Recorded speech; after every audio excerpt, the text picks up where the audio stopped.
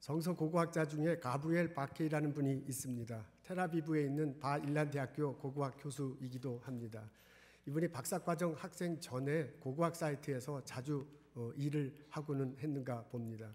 그러면서요, 흰놈 골짜기 한 구석에 한 언덕바지에 관심을 갖게 됩니다. 예루살렘 성에 가보면 그 예루살렘 성 왼쪽과 오른쪽에 골짜기가 있는 것을 볼 수 있습니다. 예루살렘 성을 기준으로 해서 이 서쪽에 있는 골짜기가 흰놈 골짜기인데, 그 흰놈 골짜기 한편에 좀 약간 남쪽으로 내려가서 한편에 세인 앤드루라는 교회가 있습니다. 지금 여러분 화면에 보실 텐데 그 교회 근처에 있는 것에 관심을 갖게 됩니다. 그곳을 발굴해 보면 뭔가 있을 것 같은 그런 아마 필링이 있었는가 봅니다. 펀드를 신청합니다. 아무도 연락을 해오지 않습니다. 그래서 어떻게 하나 고민하고 있었는데요. 텔아비브 대학교 내에 있는 고고학 연구소에서 연락이 왔습니다. 그 연구소에서요, 청소년들을 위해서 청소년 고고학 캠프를 여는데 당신이 이 청소년들을 데리고 가서 여기를 발굴하면 어떻겠느냐 하고 연락이 왔어요. 그래서 딱 가보니까 펀드도 아주 쥐꼬리 많은 데다가 고등학생들을 데리고 해야 되는 거예요. 이게 말이 안 되는데 그래도 다른 방법이 없어서 할 수 없이 그 학생들을 데리고 지금 여러분 보시는 교회 밑에 좀 약간 구멍 같은 거 있잖아요. 거기가 이렇게 덮여 있었는데 그곳으로 갔습니다. 근데 이제 저는 뭐 해본 적이 없지만 얘기를 들어보니까 이 발굴할 때 처음에는 흙더미를 이렇게 걷어내는 거래요. 그러니까 그거는 특별한 기술이 없어도 할 수 있는 겁니다. 그러니까 고등학생 데리고 일단 흙더미를 이렇게 걷어내기 시작했습니다. 그러다 보면 뭔가가 생기겠지 하고 이제 시작을 한 것 같습니다. 근데 흙더미를 좀 걷어다다 보니까 떡 하고 뭐가 발견됐어요. 돌무덤이에요. 지금 앞에 보시는 것처럼 그런 돌로 된 무덤이 나왔습니다. 이야, 이게 뭔가가 있구나 하고 익사이팅해서 막 파봤는데 저런 식의 돌무덤 외에는 큰 성과가 보이지 않았습니다. 이스라엘은 돌무덤이 흔합니다. 이렇게 돌을 파갖고요, 그 안에다가 침대처럼 이렇게 구멍을 내놓고 그 안에 침대처럼 해놓는 게 이제 무덤의 기본 형식입니다. 그래서 이제 사람이 이렇게 죽으면 그 안에 평평하게 해놓은 침대 같은 데다 이렇게 놓고요, 그 다음에 닫아놔요. 그러면 이제 이렇게 썩잖아요. 그리고 살은 다 없어지고 뼈만 남는데 그 뼈를 간추려가지고 또 한 곳에 모아놓고, 그리고 또 다른 분이 돌아가시면 거기다 놓고 하는 그런 식의 돌무덤이 있습니다. 이게 지금 그 발굴에 참석했던 청소년들이 두러놓여 있는 거예요. 시체들을 이제 저렇게 두러놓는다. 그렇게 폼 잡기 위해서 해놓은 것이라고 합니다. 이 고등학생 중에 한 사람에 나단이라는 학생이 있었습니다. 근데 이 친구가 이제 상당히 별났대요. 자기가 무슨 대단한 고고학자가 됐냐 이것저것 물어보고 그냥 막 이것저것 쑤시고 그랬는데 캠프 디렉터로서는 상당히 골치 아픈 녀석이었습니다. 그래서 얘를 골치 안 아프려면 얘를 바쁘게 해야 되거든요. 그래서 어느 날 아침에 얘한테 일거리를 주었어요. 그 일거리가 뭐냐면 뼈가 이렇게 수북이 쌓여있는 거를 저쪽으로 옮겨놓는 건데, 옮겨놓은 그쪽을 이렇게 좀 청소를 하고 이 뼈를 여기다 이렇게 옮겨놓는 거예요. 그러니까 사실 뭐 아주 허드렛 일입니다. 그래서 이 나단이요, 그 일을 하라고 하니까 그래서 아침에 가서 그렇게 청소를 하고 뼈를 이렇게 옮겨놓는데 성질이 났어요. 자기는 이렇게 허드렛 일을 하고 자기 친구들은 이게 자기가 볼 땐 고고학자 같은 폼나는 일을 하고 자기만 이렇게 허드렛 일을 하는 거예요. 그래서 열받아서 자리에 앉아가지고 왜 나한테는 이런 일만 시키는 거야 하고 그냥 망치로 팍 하고 발밑을 때렸대요. 그랬더니 소리가 좀 이상해요. 원래는 이게 바위라서 탁 소리가 나야 되는데 덩 소리가 나는 거예요. 소리가 이상하다 그러고 한 번 더 팍 내렸더니 구멍이 폭 뚫렸대요. 그래서 그 구멍이 뚫린 데를 보니까 뭐 도자기 같은 게 있는 거예요. 그래서 그걸 끄집어가지고요, 가브리엘한테 갔습니다. 내가 발굴했다. 그때 가브리엘 그 캠프 디렉터가 그걸 보고 깜짝 놀랍니다. 이거 어디서 났느냐. 그래서 가보니까 구멍이 뚫려 있고, 구멍 뚫려 있는데 이렇게 들여보니까 어둠컴컴한데 뭔가가 있는 거예요. 그래서 청소년들을 전부 다 모아가지고 니네들 집으로 돌아가라. 이게 청소년들이 할 일이 아니에요. 그래서 그날 저녁에 자기가 알고 지내는 교수님들과 박사과정 학생들에게 전화했습니다. 여기 이런 것이 있다. 근데 펀드가 전혀 없으니 당신들이 와서 발런티어로 일해줬으면 좋겠다 해서요. 그렇게 해서 이제 전문가가 이제 팀이 짜이기 시작했습니다. 와서 발굴하기 시작했습니다. 근데 그 나단 앞에 보이는 청소년 저성이 발견한 게 그 무덤에 이렇게 침대처럼 이렇게 했는데 한 켠에 방이 있대요.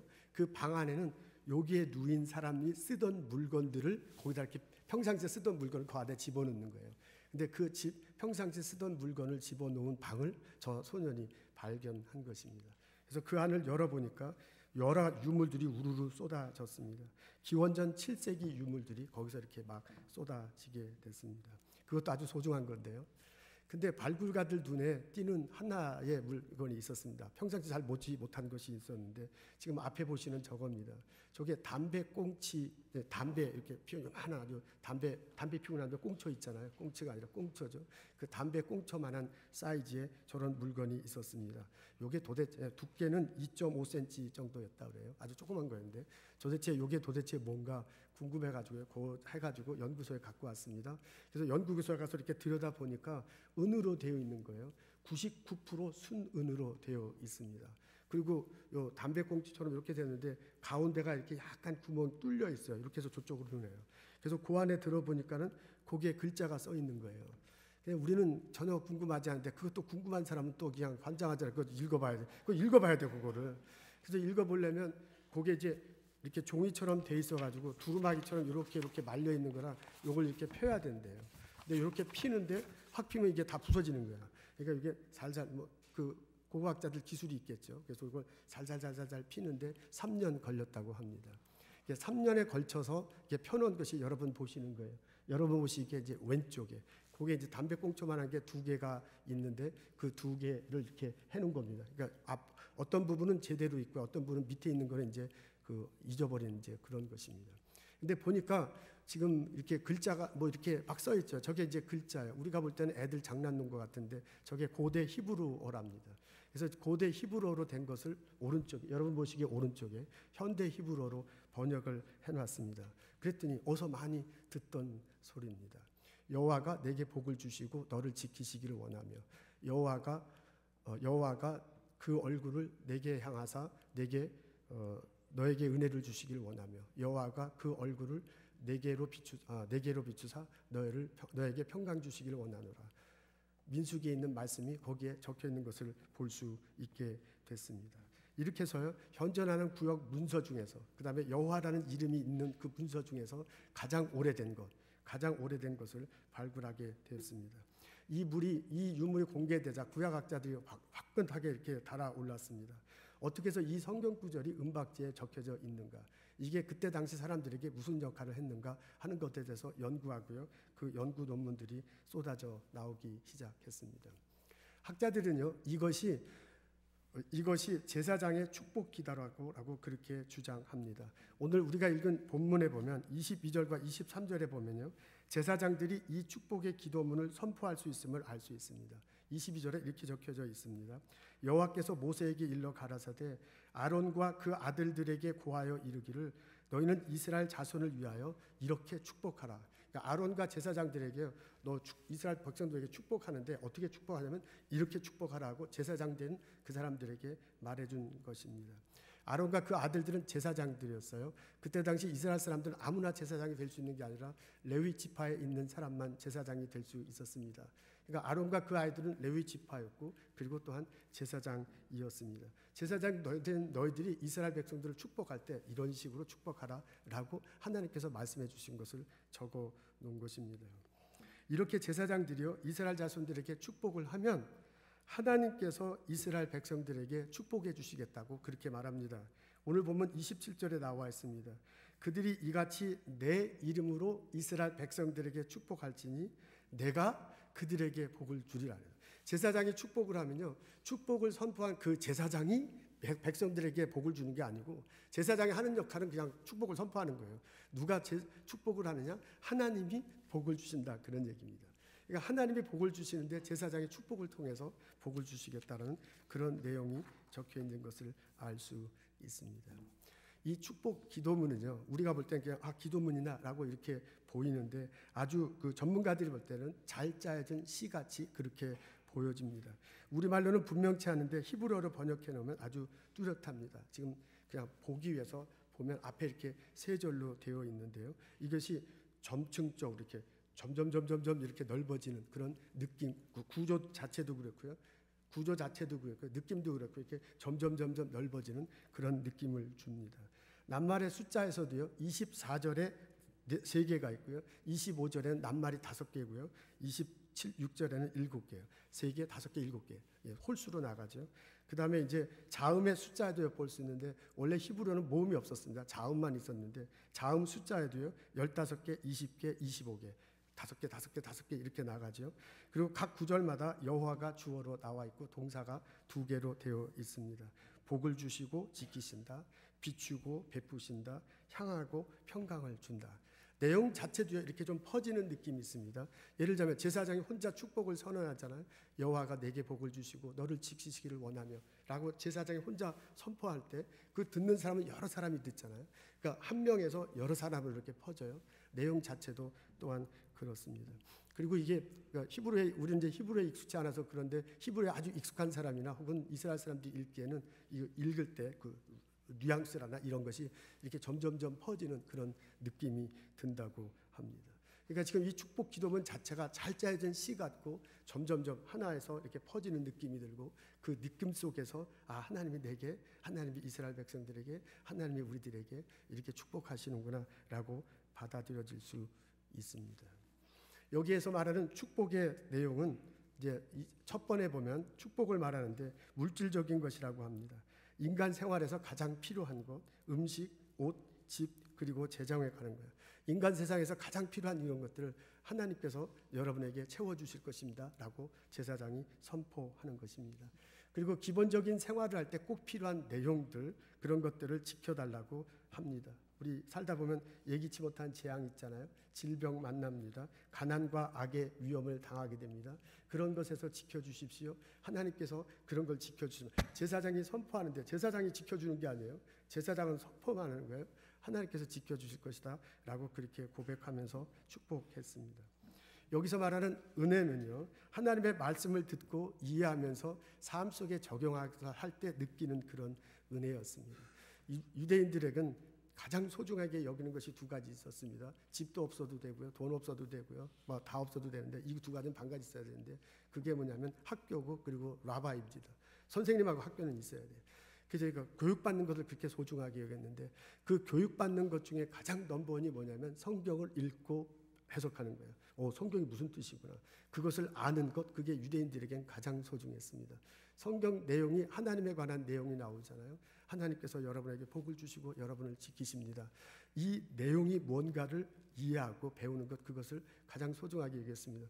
그래서 그렇게 깨달은 것을 삶 속에서 느끼며 갈 때 하나님께서 축복이 임하신다고 그렇게 고백했습니다. 그렇게 삶 속에서 임한다고 느끼고 고백하고 체험하는 것, 그게 바로 은혜다. 은혜 중에 가장 필요한 것이 그거다. 말씀을 듣고 말씀 가운데 살도록 하면서 깨닫는 것, 그게 가장 중요한 거다라고 고백했습니다.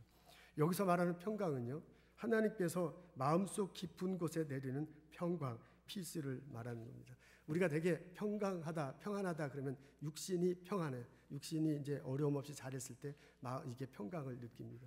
근데 더 깊은 평강은 내 마음속에 있는 것을 알 수 있습니다. 혹시 이 겉으로 드러나는 건 환경은 어렵더라도 형편은 낫지 않더라도 마음속에 평안이 있을 때 우리는 진정 피스를 느낍니다.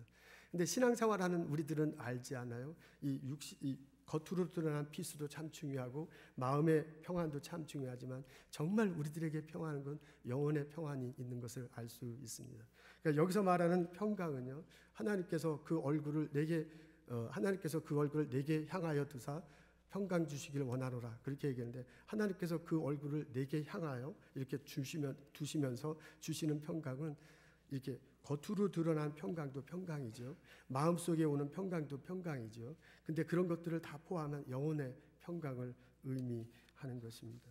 그러니까 제사장이요, 하나님의 명령대로 이것을 축복할 때 이스라엘 백성들은 실제로 우리 육신 속에서 하나님께서 채워주시는구나 라고 그렇게 고백하며 들었고요. 그리고 제사장이 이렇게 선포할 때 하나님께서 우리에게 말씀을 통해서 은혜를 주시는구나.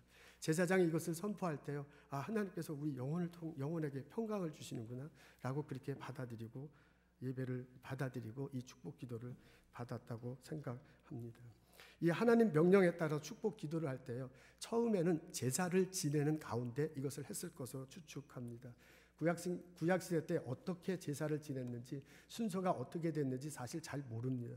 그래서 이 축복 기도문이 언제 선포됐는지 잘 모르는데 제사 중간에 했을지 끝에 했을지 사실 잘 모릅니다. 근데 어느 순간에는 했을 거예요. 그래서 제사장이 하나님께서 말씀하신 대로 선포하, 그리고 이스라엘 백성들이 다 같이 아멘, 아멘 하고 화답했을 것입니다. 그때 제사장이 축복하는 게 아니죠. 제사장은 하라고 했으니까 하는 거죠. 하나님이 아멘하는 그 이스라엘 백성들에게 축복을 해 주었을 것입니다.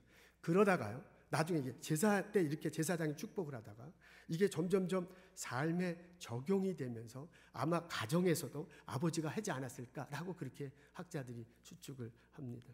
레위 지파는 이스라엘 지파 중에서 아버지 역할을 그렇게 했습니다. 아론, 그다음에 그의 아들들은 제사장이지만 전부 아버지예요. 자기 패밀리의 아버지잖아요. 그러니까 제사를 지내면서 이렇게 축복을 하기도 했지만 집안에서 자녀들에게 축복하지 않았을까라고 그렇게 생각을 합니다. 그러면서 이렇게 시간이 지나고 나서는 이 축복 기도문이 가정에서 아버지들이 자녀들을 위해서 축복하지 않았을까라고 그렇게 생각을 하는 겁니다. 아들을 놓고요, 딸을 놓고요, 손을 얹어서 제사장 된 아버지가 기도해요. 하나님이 너에게 복을 주시고 너를 지키시기를 원한다. 그렇게 하는 거예요. 그렇죠? 그리고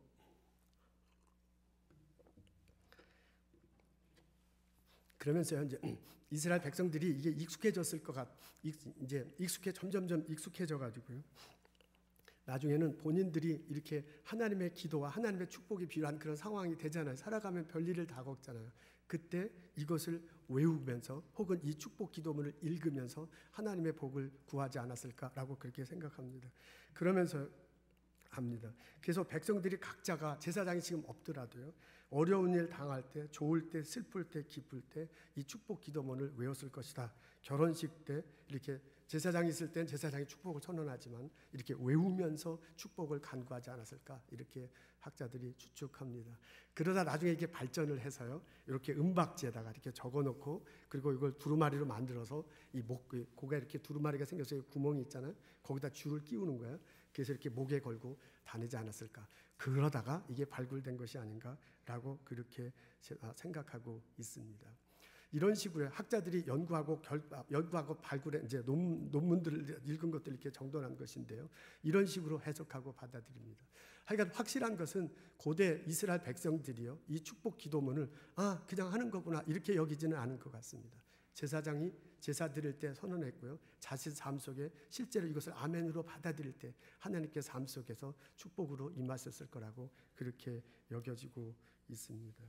제사에 참석한 사람들은요, 회중들에게 축복의 기도는 제사장이 하지만 실제는 하나님이 하시는 겁니다. 제사장은 하라고 했으니까 하는 거예요. 그 제사장이 축복하는 게 아니고 제사장은 선포하고요, 하나님께서 그 축복을 해나갑니다. 그래서 가정에서 아버지가요, 아들을 위해서 딸을 위해서 축복을 선언하며 축복을 하나님께서 그 얼굴을 내게 비추사 내게 은혜를 베푸시기를 원하노라. 하나님께서 은혜를 주셔야 살아가거든요. 아버지가 딸에게 아들에게 그렇게 축복을 선포할 때요, 내가 축복하는 게 아니야. 하나님께서 하라 했으니까 제사장 된 내가, 아버지가 하면 하나님께서 축복하신다라고 믿고 그렇게 해왔습니다. 이 축복 기도를 본인들이 읽거나 본인들이 외웠을 텐데, 그렇게 하면서 내가 내 스스로 축복을 열어가고요, 내 스스로 개척해 나간다는 게 아니고 내가 하는 게 아니야. 이것을 외울 때, 이것을 읽고 고백할 때 하나님이 하신다고 했으니 하나님이 내 삶에 들어오셔서 하나님이 내 삶을 복으로 이끌어 가실 것이다 라고 고백하면서 했을 것으로 그렇게 여깁니다. 그 하나님이 물질로 나를 채우십니다. 그 하나님이 은혜로 말씀을 통해서 은혜로 나를 붙들어 가십니다. 그 하나님이요, 내 삶 속에서 어려운 환경지만 마음의 평강을 유지하도록 하나님께서 나를 이끄신다 고백하면서 외웠을 것으로 그렇게 생각합니다. 이렇게 생각한다면, 그리고 오늘의 본문 말씀을 읽는다면, 우리들이 지금 2600년 이후에 신앙이 있는 우리들이, 보스턴의 이민 1세로 살아가는 우리들이 어떻게 이 본문을 받아들이고 어떻게 신앙생활 할지를 알 수 있습니다. 우리는요, 형태는 많이 다르죠. 2600년 전의 제사 형식과 우리들의 예배 모습은 많이 달라요. 그래도 우리가 중심에 하나님을 놓고요, 하나님을 모시고요, 예수 그리스도의 십자가 보혈을 고백하고요, 그리고 하나님께 나아가 하나님 예수 그리스도의 피로 내 죄 용서하신다. 예수님 부활하심을 통해서 내가 의롭게 됐다. 예수님 승천하심을 통해서 영원히 구원받아서 영원히 살 길을 열었다라고 고백하면서 우리가 예배를 드려요. 그러니까 이 예배 드릴 때 2600년 전에 이스라엘 백성들의 우리 믿음의 조상들의 그 신앙 고백을 우리가 받고 우리도 그렇게 하는 거거든요. 그렇다면 제사장이요, 이것은 하나님께서 여호와는 내게 복을 주시고 너를 지키시기를 원하며 라고 선포했을 때 우리도 그것을 바로 나에게, 보선에 이미 1세대로 살아가는 내 가정에, 내 일터에 하나님께서 그렇게 복을 주시고 지키시기를 원하는 거다라고 믿고요, 그렇게 고백하고요, 우리가 그것을 아멘으로 받아들일 수 있습니다. 우리 설교 시간에 간혹 목사님께서, 목사인 제가요, 축복을 선포합니다. 그때 우리가 그것을 아멘으로 받아들일 수 있습니다. 우리 예배 끝나고 날 때 목사가요, 하나님께서 하신 것이라 하고요, 축복을 선포합니다. 그건 선포하는 거고요, 목사가 여러분 가정에 가서 모든 걸 다 해결해 주는 게 아니고요, 선포해. 근데 그 선포를 아멘으로 받아들일 때, 내가 믿을 때 하나님께서 내 삶 속에 축복을 허락해 주실 줄로 믿습니다. 내가 이 말씀을 왜 말씀으로 받아들인다면요, 내가 내 자녀들에게 축복하면서 기도할 수 있습니다. 아침 새벽에 일어나서요, 출근하기 전에 내가 기도할 수 있습니다. 자녀들에게 실제로 머리에 손을 얹고 기도할 수도 있겠죠. 그리고 그냥 자녀들을 위해서 기도할 수도 있습니다. 근데 이거 해보니까는 애들이 좀 잘하면, 애가 좀 잘하면 안 하려고 그래요. 초등학교 한 6학년 막 이렇게만 돼도 막 손 얹고 그런 걸 너무너무 싫어해요. 그러니까 그때만 해도 안 되더라고요. 그러니까 아주 베이비 때, 어렸을 때, 그때는 해도 될 것 같아요. 아기 막 태어난 아기를 아버지가 손을 얹고 기도합니다. 여호와는 너에게 복을 주시고 너를 지키시기를 원하며, 여호와는 그 얼굴을 내게 비추사 은혜 주시기를 원하며, 은혜 베푸시기를 원하며, 여호와는 그 얼굴을 내게 향하여 드사 평강 주시기를 원하노라. 이 성경 말씀을 읽고요, 외우고 축복하면서 기도할 수 있습니다. 그렇게 자녀들에게 할 수 있습니다. 여러분, 새벽에 일어나서 가장 먼저 무엇을 합니까? 새벽에 일어나서 늦었구나, 빨리 가야지 막 깃발 닦고 막 호둥거리고 그렇게 출근합니까? 직장에 나갑니까? 세탁소에 갑니까? 학교에 갑니까?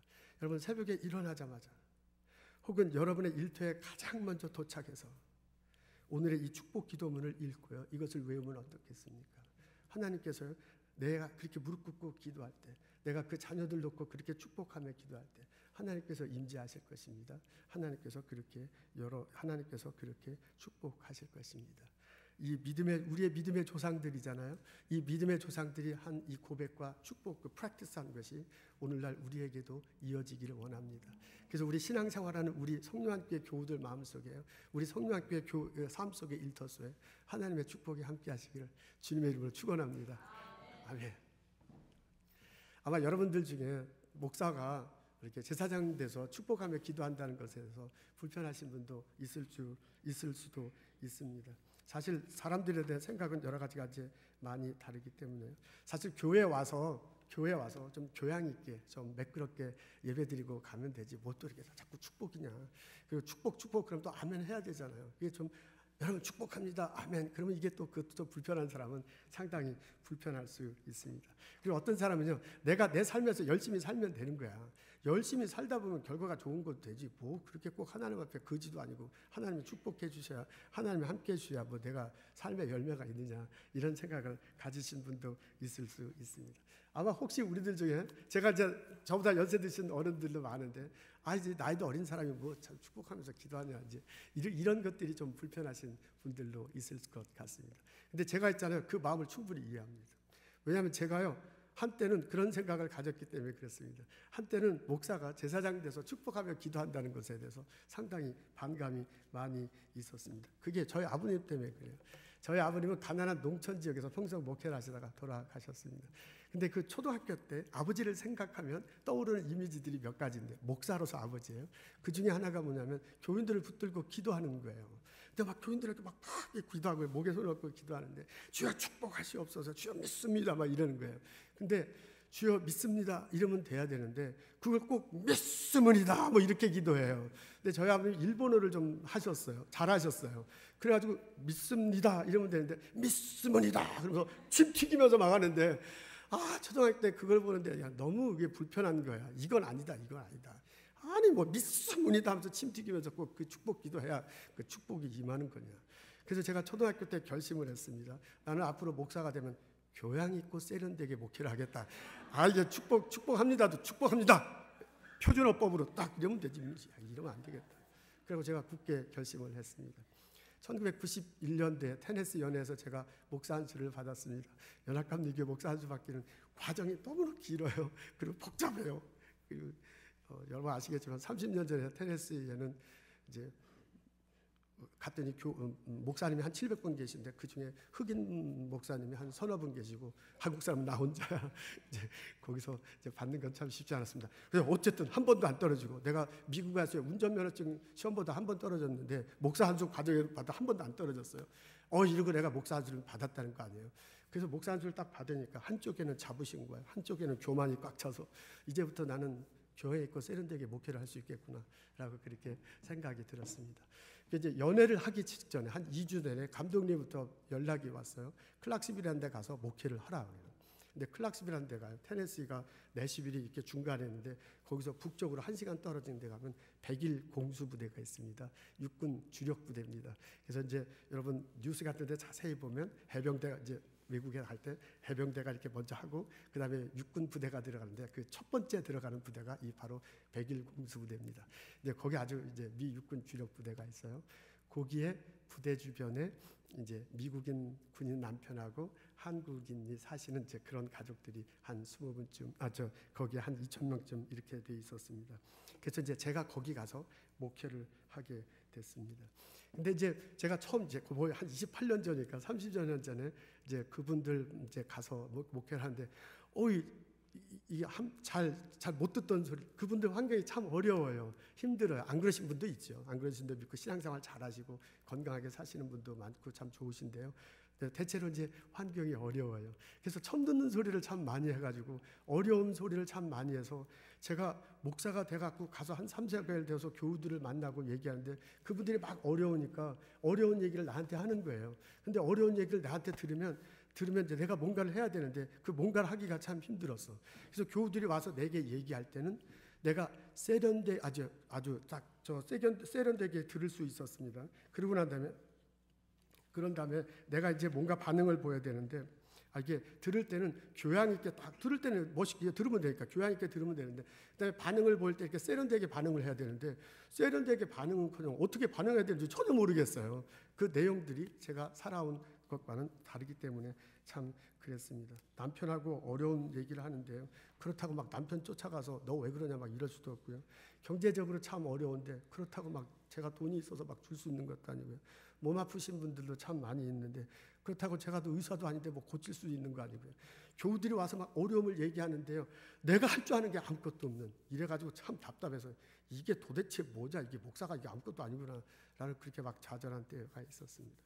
그 중에 이제 가장 월스트한 케이스가 이것입니다. 자매님이 한 분 계셨는데 이분이 이제 딸을 그때는 1살쯤 된 딸을 이렇게 데리고 교회 출석하고 있었습니다. 근데 그 딸이 조금 이렇게 건강하지 못했어요. 이게 도대체 이게 어떻게 된 건가 했더니 한국에 있을 때 이제 그 군인 남편하고 이렇게 결혼을 했는데 결혼을 해서 이제 임신을 했는데요. 쌍둥이를 임신했어요. 그래서 참 좋다 했는데 아기 낳기 한 달 반쯤 됐는데 배가 아파서 병원에 갔더니 그 쌍두 중에 한 아기가 이제 죽었어요. 한 아기는 죽고 한 아기는 살았어. 그러면 이제 어떻게 되는지는 하여간 잘 모르겠는데 거기서 그냥 좀 이따가 나라고 그랬던가 봐요. 그래서 미팔군 용산병원에서 낳고 보니까 이제 한 아기는 이제 죽고 이제 한 아기는 살았어요. 그래서 이제 그 아기를 데리고 왔는데 이제 100일 공수부대에 와서 클락시빌에 왔는데 아이가 이렇게 자라면서 이제 건강한 모습을 못 보이는 거예요. 그러니까 놀래가지고 이렇게 잘 눈도 못 맞추고 이제 몸도 아프고 그래서요.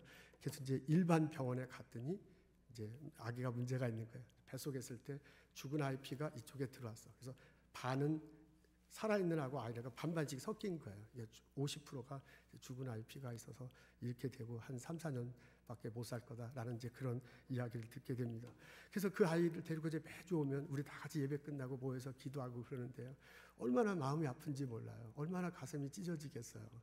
근데 그 아이를 위해서 같이 기도하고 하나는 이제 이렇게 하는데도 같이 열심히 기도하는데 목사인 나로서는 참 어떻게 또 할 게 없는 막 이런 것 때문에 너무너무 괴로웠습니다.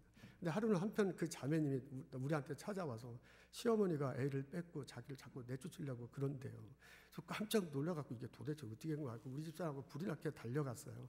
그랬더니 마침 그 집에 갔더니 이제 그 자매님 사는 집에 갔더니 여자분 셋이 살아. 그 자매님 남편은 그냥 열받아서 나가가지고 그냥 다른 여자랑 살고요. 그 우리 자매님이 며느리죠. 그 어머니, 시어머니하고 그 어머니의 어머니, 그러니까 시할머니하고 그러니까 며느리하고 시어머니하고 시할머니하고 세 분이 사시는 거예요. 근데 딱 갔더니 이 세 여자분이 서로 말이 잘 안 통해. 그래서 이게 어떻게 된 거야 했더니 그 시할머니는 독일 분이세요. 백인 여자분이세요. 근데 독일에서 성년이 돼가지고 이제 애를 낳고 시어머니를 낳고 나중에 이민을 왔대요. 근데 굉장히 샤이해서 집안에만 계셨대요. 그래서 독일어만 하고 영어를 거의 못해요. 영어를 떠듬떠듬 하시는 분이에요. 근데 이제 시어머니, 그 딸은 미국에서 학교를 다녔기 때문에 영어를 유창하게 하고 어머니 때문에 독일어를 좀 하는, 조금 하는 이런 분이고요. 그다음에 며느리는 우리 자매는 한국말을 유창하게 하는데 영어를 거의 못하는 이런 사람이에요. 그래서 세 사람이 사는데 독일어, 영어, 한국말이 편하기 때문에 이게 대화가 안 되는 거야. 야, 참 그런 집안이 어떻게 이런 환경이다. 지금 안 믿어질 텐데 물어보세요 우리 집사한테. 그래갖고 이거 도대체 어떻게 하면 좋은가. 그래서 하여간 이게 목사가 왔다고 하니까는 그 시어머니가 반갑게 맞이하면서 그렇잖아도 너 목사님이 교회를 가기 때문에 목사님 좀 만나보기를 원했다. 그러면서요 시어머니가 며느리한테 한 제안이에요. 시어머니는 내가 내 아들을 잘 아는데 너하고 같이 못 산다. 그러니 이혼해라 아들하고. 그리고 이 아이는 나에게 맡겨라. 이 아이가 이제 장애자지만 미국에 있으면 이 시스템 안에서 혜택을 받으니 이 아이는 내가 기른다. 그리고 너는 젊으니 한국에 가서 한국 남자하고 행복하게 살아라. 그게 이제 시어머니의 제안이에요. 그러니까 시어머니는 그 며느리를 위해서 해준 소리야. 근데 이제 그걸 이제 영어를 못 알아들으니까 이제 그게 오해를 했습니다. 그래서 오해가 풀렸어요. 오해는 풀리고 난 다음에 그 자매님이 우리한테 말해. 그러면 목사님 어떻게 해야 되나요? 어떻게 해야 돼요? 어떻게 해라고 그래야 돼요? 제가 거기서 애 놓고 이혼하고 가라고 그래요? 야, 집에 돌아오는데요. 제가 미치고 환장하겠다. 그날 금요일 날 찬양 드리고요. 우리 함께 다 같이 기도하는 시간이 있습니다. 제가 기도하는데요. 이런 일들이 막 생각나가지고 제가 미치고 환장하겠어. 내가 목사 됐다고 그렇게 폼 잡았는데 목사로서 처음 목회지 와서 3개월, 4개월 됐는데요. 목사가 되고 교인이 아파하고 힘들어하고 고통스러워하고 가슴 찢어지는데 할 수 있는 일이 아무것도 없는 거야. 근데 요새도 그런 게 있는지 모르지만 그때 88년도, 87년도에 한국 화장실에 가면 해결사 딱 이래갖고 요청하시면 뭐든지 해결해 줍니다. 전화번호 이렇게 딱 있어. 그 깡패들이요. 그 깡패들이 돈 못 받은 거 전화해 주면 가서 때려가지고 돈 받아주는 게 그게 해결사야. 근데 내가 그 금요일 날 기도하는데 그 해결사 그 화장실 그 광고가 떠올라. 그래가지고 뭐 연합감리교회에서 목사 안수 받았다는 목사하고 해결사하고 사자가 똑같잖아요. 근데 내가 하는 게 이제 말이 목사지 해결사보다도 할 수 있는 일이 아무것도 없는 거야. 제가 막 엉엉엉 울었습니다. 이거 도대체 어떻게 하면 좋을까? 이럴 때는 어떻게 하면 되는 거야? 근데 한참 그렇게 통곡하고 울고 기도하고 났는데 떠오르는 모습이 있었어요. 그게 뭐냐면 저희 아버지가요. 교인들 붙들고 그 옛날 50년대 60년대 시골 노인들 붙들고요. 주여 믿습니다. 축복하소서 믿습니다 하고 침 튀면서 기도하던 장면, 그게 떠올랐어요. 그래서 하나님께서 내게 말씀해 주시는 것처럼 내가 마음으로 받아들이는 소리가 있었어요. 너가 할 수 있는 일은 교우들을 위해서 기도하고 축복하는 거다. 너가 해야만 하는 일은 교인들을 위해서 기도하고 축복하는 것이다. 그게 너가 할 일이고 그게 목사로서의 너의 특권이다. 라는 마음의 소리를 제가 들을 수 있었습니다. 그 이후로 축복에 관한 생각을 완전히 바꿨습니다. 이것만이 내가 할 수 있는 것이다. 나의 특권이다. 라고 그렇게 생각을 하고요. 그렇게 믿고 교인들의 아픔을 갖고 기도하고 축복했습니다. 그래서 기도하고 축복함을 통해서 많은 일이 해결되기도 하고요. 아직도 해결되지 않은 일들도 있습니다. 아까 말한 그 자매님은 결국 시어머니 말씀대로 그렇게 했습니다. 본인 스스로 결정했습니다. 그리고 이제 아기는 이제 하늘나라로 갔습니다. 어떤 것은 하나님께서 들어주시고요. 어떤 것은 들어주지 않은 것이 있습니다. 왜 똑같이 축복하며 기도할 때 하나님 응답하시고 어떤 것은 그렇지 않은가? 그건 잘 모르겠습니다. 그건 하나님이 인도하심이고 하나님의 뜻인 것 같습니다. 그래도 분명한 것은 성경 말씀이 우리가 신앙 고백하는 기준이다라고 그렇게 고백하다면, 민수기에 이런 것이 써 있다면 우리는 이것을 믿고 우리 신앙생활에 프랙티스하면서 살아갈 수 있습니다. 여러분, 하루 시작하기 전에 무엇을 합니까? 하루 시작하기 전에 무릎 꿇고 기도하십시오. 여러분 자녀들을 위해서 기도하십시오. 여러분 일터를 위해서 기도하십시오. 그리고 축복을 선포하고요. 그리고 그것을 놓고 기도하십시오. 여호와는 너에게 복을 주시고 너를 지키시기를 원하며 여호와는 그 얼굴을 내게 비추사 은혜 베푸시기를 원하며 여호와는 그 얼굴을 내게 향하사 평강 주시기를 원하노라. 이걸 읽고요. 이걸 외우고 축복을 선언하십시오. 하나님께서 그 자리를 축복의 손으로 함께 하실 것입니다. 2600년 전에 우리 신앙의 선조들은 이걸 은박지에 서서 달달달달 말아가지고 거기다 시를 해서 목걸이를 달면서 이것을 암송하였다고 합니다. 그때 하나님께서 축복으로 함께 하실 거다. 그렇게 고백했다고 합니다. 그 2600년 전에 우리 신앙의 선조들의 믿음과 체험이 우리 모두에게도 일어나기를 주님의 이름으로 축원합니다.